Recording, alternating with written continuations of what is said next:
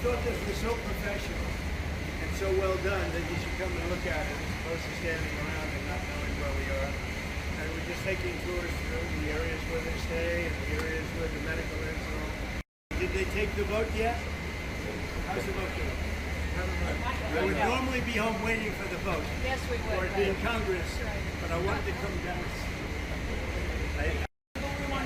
It's the greatest tax cut in the history of our country, and if it doesn't pass, it's the biggest tax increase in the history of our country.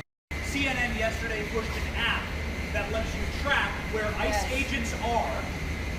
Tom Homeland was saying that perhaps CNN should be prosecuted for that because obstruction of law enforcement. Your response? Yeah, we're working with the Department of Justice to see if we can prosecute them for that, because what they're doing is actively encouraging people to avoid law enforcement activities, operations, and we're going to actually go after them and prosecute them with a partnership of FAM if we can, because what they're doing we believe is illegal.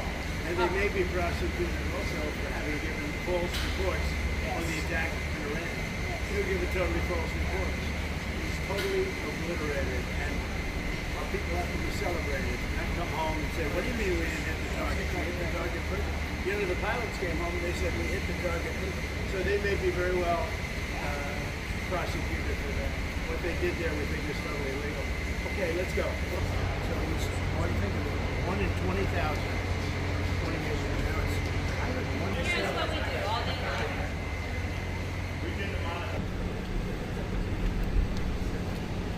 This is some of our staff, Florida Business Management staff, one of our vehicle here, some of our folks.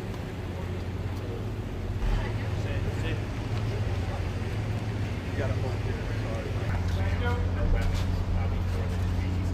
Well, I'd like to just thank everybody for the incredible job they've done. I love the state.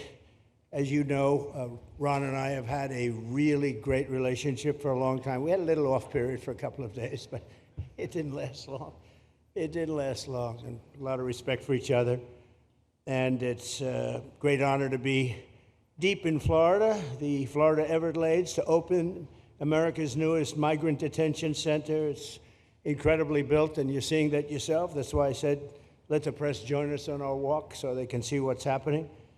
It's known as Alligator Alcatraz, which is very appropriate because I looked outside and that's not a place I want to go hiking anytime soon. But very soon, this facility will house some of the most menacing migrants, some of the most vicious people on the planet. We're surrounded by miles of treacherous swampland, and the only way out is really deportation. And a lot of these people are self-deporting back to their country where they came from. Quite a few. We're amazed at actually the number.